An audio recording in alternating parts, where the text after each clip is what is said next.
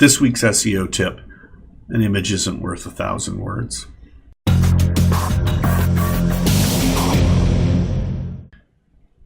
There are two factors to consider when including images on your page. Number one, do they get a message across?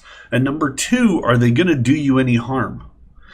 By making sure your images load quickly and are tagged properly, they can be a wonderful addition to any piece of content.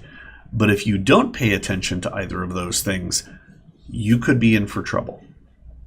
Now, when you're displaying graphics on a web page, you're either going to be optimizing for a mobile experience or for a desktop experience.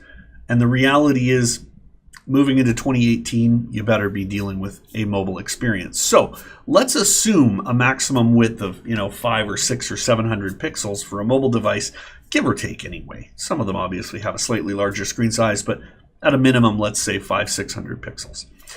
I want to show 4 images to you that are all spaced at 400 pixels on the screen. So here are 4 images. The largest image of this set is a 1080p size 1920 by 1080 pixel PNG uncompressed. The smallest of this is a 1920 by 1080 JPEG progressive scan at 25% quality. Visually on this screen, you can't really see the difference. This file is our 1920 by 1080 PNG file. This file right here, which has a slightly reduced contrast but almost unnoticeable, is this file right here. This is the 1920 by 1080 progressive scan JPEG. Comparing the two files, there are minuscule differences in some of the really fine detail, but otherwise almost no apparent difference. The difference that is apparent is the file size. 1023 kilobytes for the PNG, 93 kilobytes for the progressive JPEG, saved at 25% quality. Actually, I think 30% quality. In any case, you don't give up a great deal to make these images smaller other than the amount of time required to download them.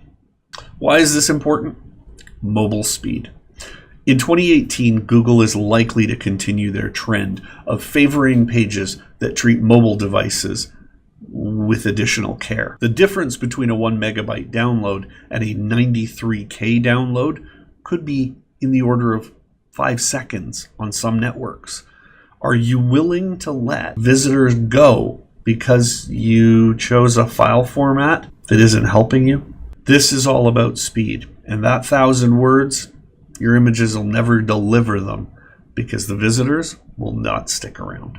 Because browsers don't see images, and because search engines can't index images, whatever image you have is only valuable once somebody is looking at it. In order to get value out of that image, you need to use some form of tagging. HTML already has a tag that's used for this purpose, and it's called the alt tag or the alternate text tag. The tag is used to allow for a description of the content of the image.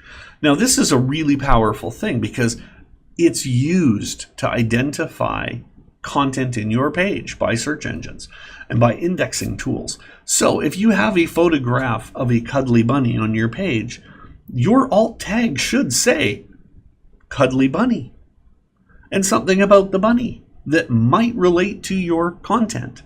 So if you have a page about, I don't know, ski jackets, and you have a picture of a cuddly bunny on that page, I don't think you want to just use cuddly bunny as your alt tag. But you could say cuddly white bunny as warm as they would be wearing one of our jackets, model number, blah, blah, blah. You get the point. By using the alt tag to reference your content, you're providing yet another mechanism for a search engine to strengthen its understanding of your page. What does that mean? Well, a couple of things. Number one, it means that with any luck, you'll move up the search page or search rank because you're doing a good job with your keywords.